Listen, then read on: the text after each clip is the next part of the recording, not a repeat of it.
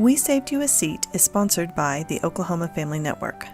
Oklahoma Family Network focuses on supporting families of children and youth with special health care needs and disabilities, as well as families who have children with a mental health or behavioral health diagnosis. Oklahoma Family Network provides families with emotional support, resource navigation, parent-to-parent engagement opportunities, and wants to ensure quality health care for all children and families by building strong and effective family-professional partnerships. Welcome to the podcast, We Saved You a Seat. My name is Tamara Crabtree, and I'm your host. Today's guest is a sweet mom out of Tulsa who has a birth experience no one ever dreams about or desires. I'm thankful for her willingness to share her birth story and experiences to encourage and educate others. So I thought I might just allow you at first just the opportunity to introduce yourself and telling us a little bit about you and your family, and then we'll transition into some of those birth experiences very soon. So I am a Tulsa mom. I have a little girl. She just turned 3. She's the light of my life. I love her so much. I'm married to my high school sweetheart. We've been together since 2009. So from what I understand, and kind of the related piece to our conversation today is birth trauma hmm and things that you've experienced as a result of a pregnancy. And I know that it's hard sometimes to talk about these things. And at the same time, we really want to make the world a better place for future moms and Yeah. people that are out there, physicians, nurses, doctors, for all of those that care for those that are experiencing a pregnancy or a difficult birth. Why don't you kind of walk us through maybe learning about your pregnancy, some of the hardships of your pregnancy, and those pieces, if you're okay with that? Yeah, absolutely. We found out pretty quickly that that we were pregnant. We tried and we found out pretty quickly. So we were really excited about that. I have lupus, and so my lupus actually got a lot better while I was pregnant. So my pregnancy, aside from like morning sickness, kind of the normal thing. Everything was fine up until the day that it wasn't a full water break. It was called PPROM. So it was just a high leak that happened. Everything up until then was totally normal. Like anatomy scan was normal. I have a family history of women having babies early. So it was on my radar that it could happen.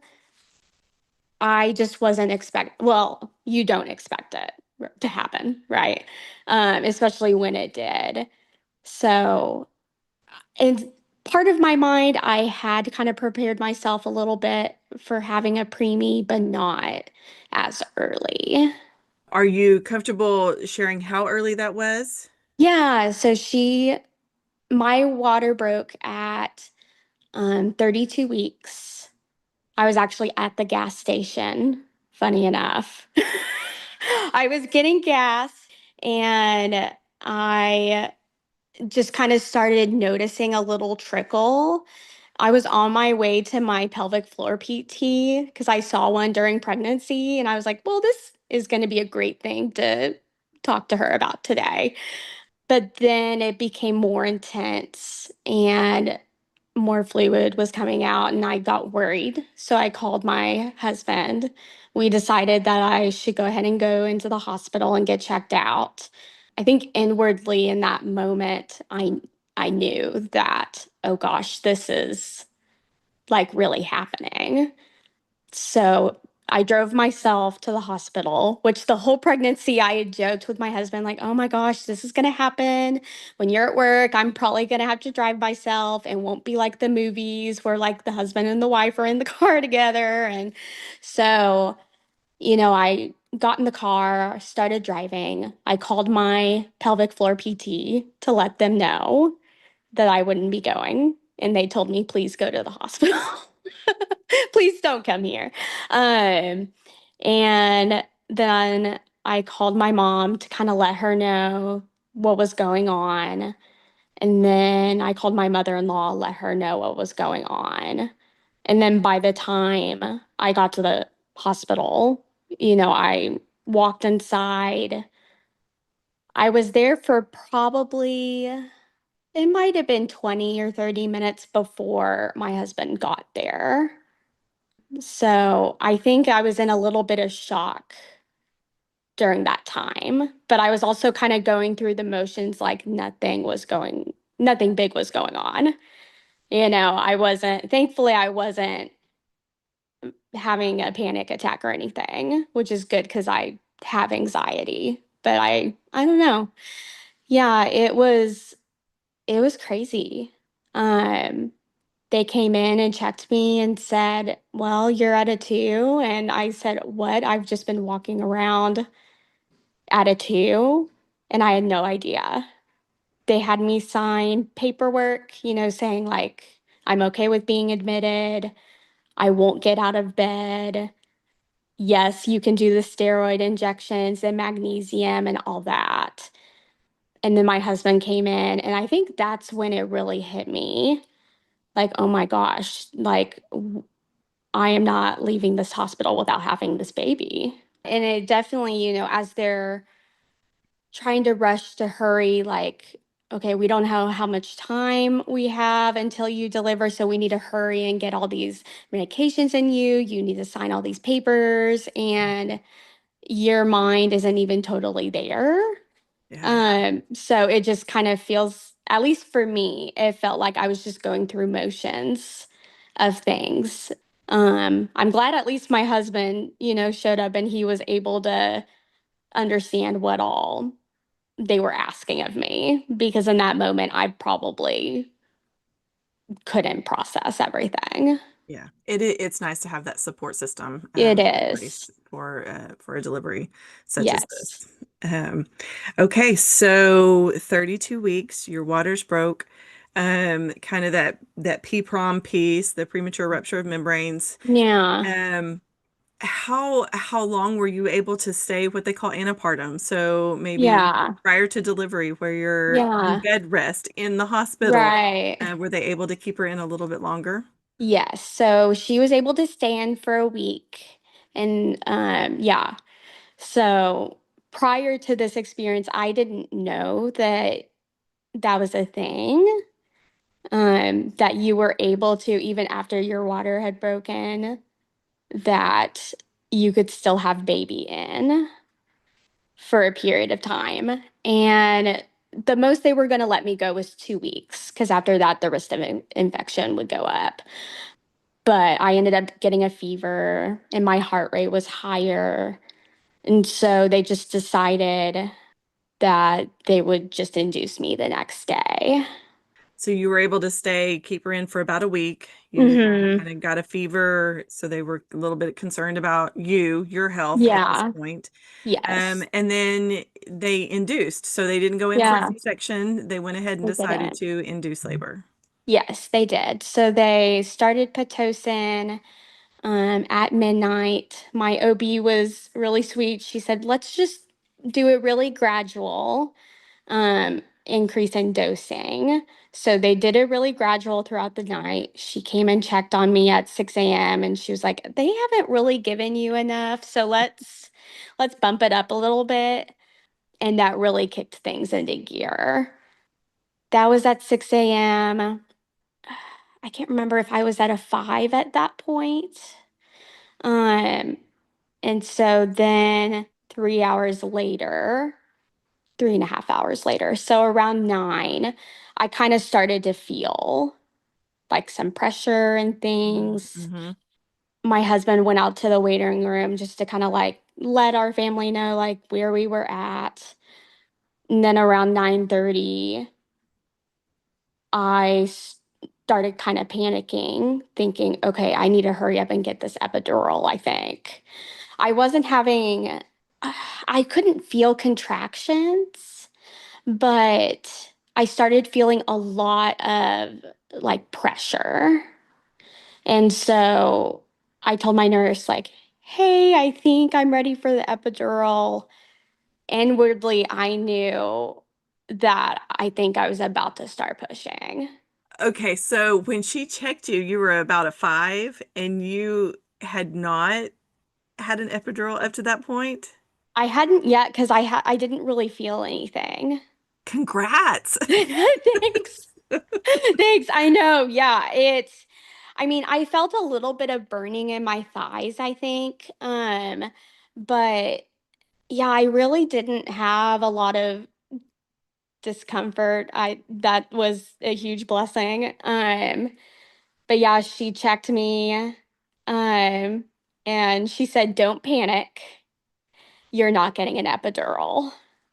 My husband comes back in the room, and we're like, "Oh no." So, she calls my doctor. An entire swarm of people come in. My doctor had just scrubbed in for a surgery, not a C-section. I think it must have been like a hysterectomy or something. But she stopped the surgery, like stopped going in, ran down to my room. uh, I remember they were holding up a gown for her. She just walked through the gown and was at the end of my bed. And I don't remember how many nurses were in there in addition to the NICU team, but there were a lot of people in there, especially seemed like last minute because they were just grabbing whoever they kind of could. They weren't expecting this. So, Wow. uh, So this is at about 9:30 in the morning. Is that yes. okay? Wow. Yeah.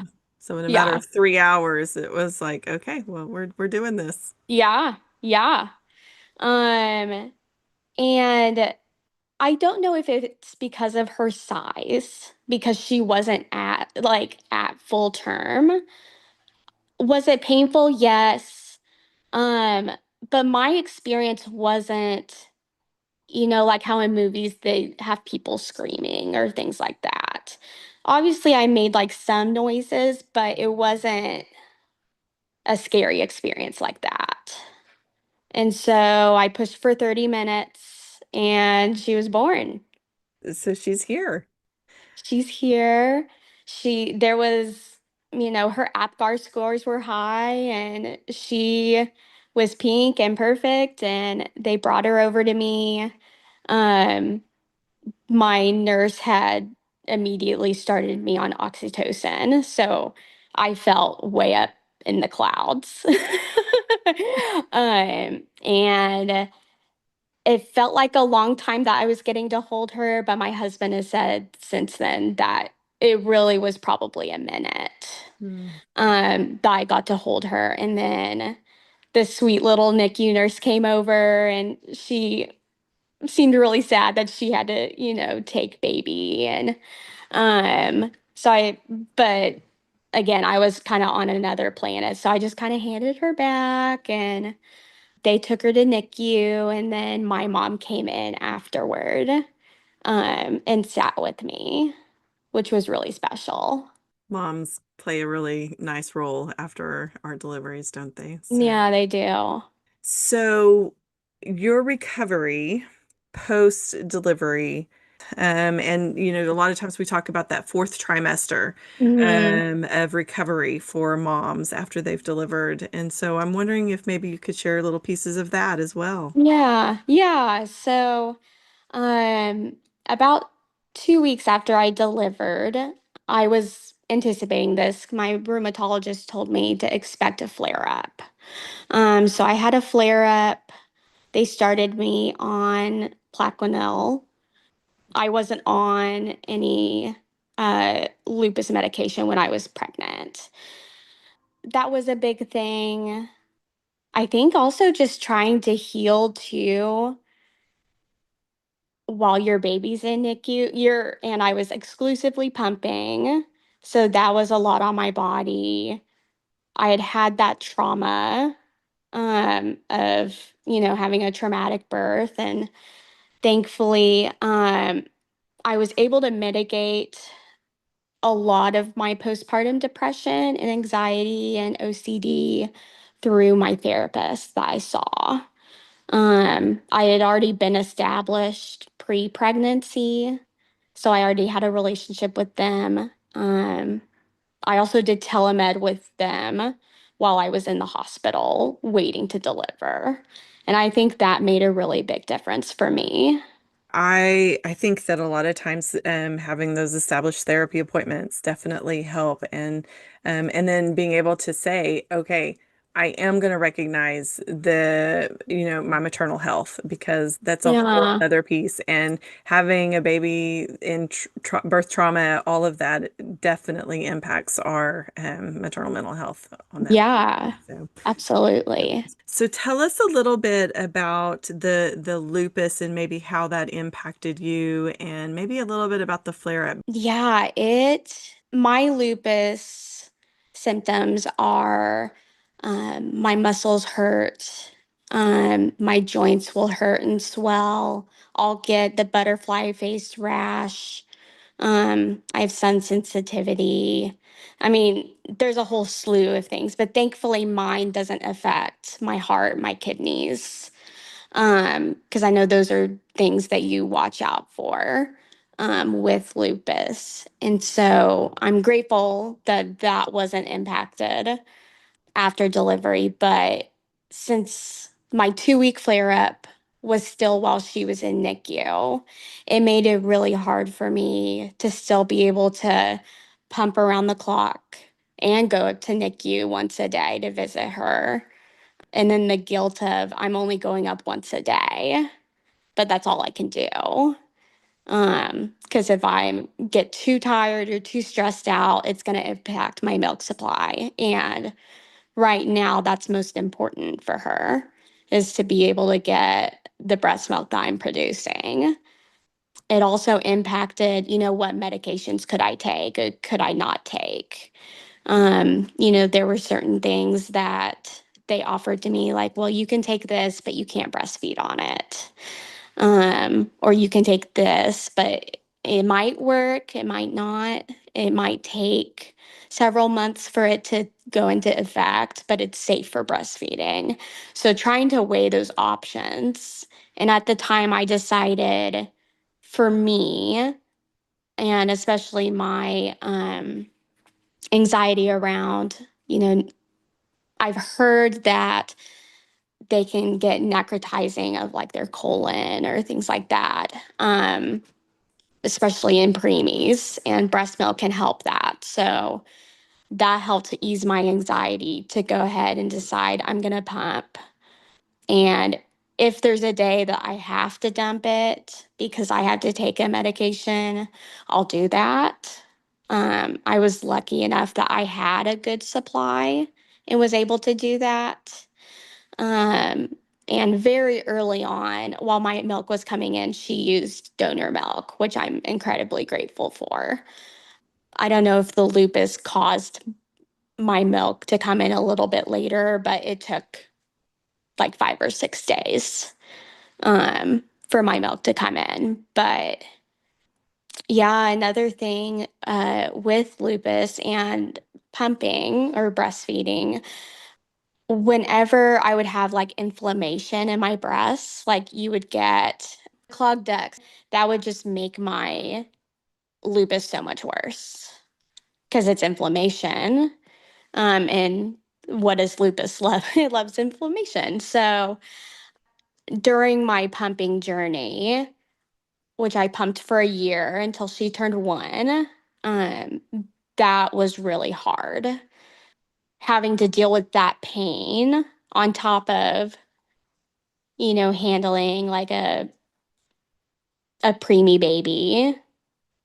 And my husband was a resident at the time, a resident physician. So he was able to be around as much as he could, but he also had to go to work a lot.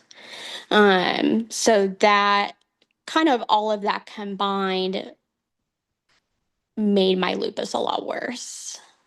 Yeah, I I personally don't have any experience with lupus, but I know that families who have that and moms who experience that have a very hard time. Yeah. Even just the stress alone of having all of this life events impacts the lupus flares and how Hmm. your body responds.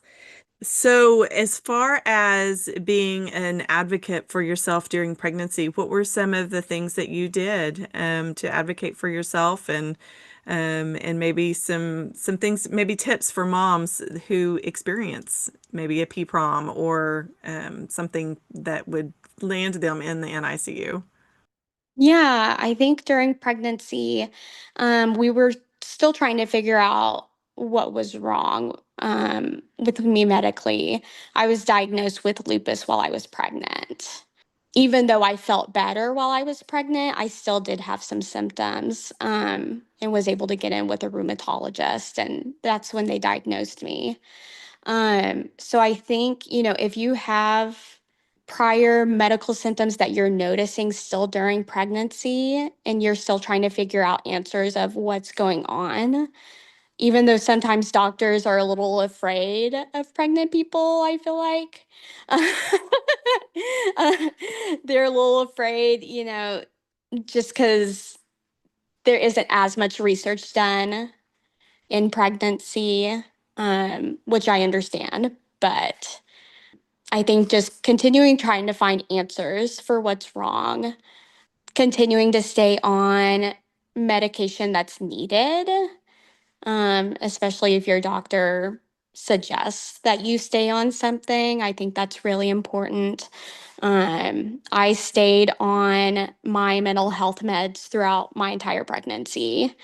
I was able to do that. I was because I was on medication that was safe for pregnancy, and I was able to kind of plan that beforehand, making sure like I'm on all the meds that I'm going to be on during pregnancy. Are these okay? So I had some planning involved, and listening to your gut. I think that's another big thing. I could have brushed off just thinking like, oh, this is no big deal. This water coming out, I can handle that. Like, I could have come up with a lot of different reasons why it was happening or been in denial about it and continued about my day. And then, Lord knows what could have happened. I could have had a very different ending to my story. So, listening to your gut, and even if you don't have external symptoms, um, going into the hospital and demanding that you want answers and demanding that you want tests done, making sure that everything is okay because, there's, you have parental intuition, and that's a gift. And it's important to use that. And even if you get pushback from healthcare providers, which I didn't, thankfully, but if you do, just kind of continuing to do what you know is right is really important. Yeah, that's such a good point. I too believe that intuition, that gut, there's a gift that mamas have, and it's Yeah. just like it's just listen Yeah. to it. There's a reason. Right. Something feels off. Yes. So yeah, not Yeah. well, I just want you to know that I really appreciate you sharing your birth story with us. I know it's impactful, and delivering at 32 weeks is a scary experience, especially when there's PPROM involved, and just the trauma of separation from your baby at birth. Yeah. Things did not go like you expected them to, Right. and we need to remember that as moms, this is not the normal, this is not what we expect. This is not taught in those classes. And so Yeah. for us to embrace each other through those experiences are really important. Thank you for listening to this episode of We Saved You a Seat. Oklahoma Family Network promotes family-centered care and provides tools so families can make informed decisions, advocate for improved services, build connections among families, and serve as a trusted resource in health care of children and young adults. If you would like to become a supporting family or get in touch with another family, please contact Oklahoma Family Network at oklahomafamilynetwork.org or by calling 405-271-5072.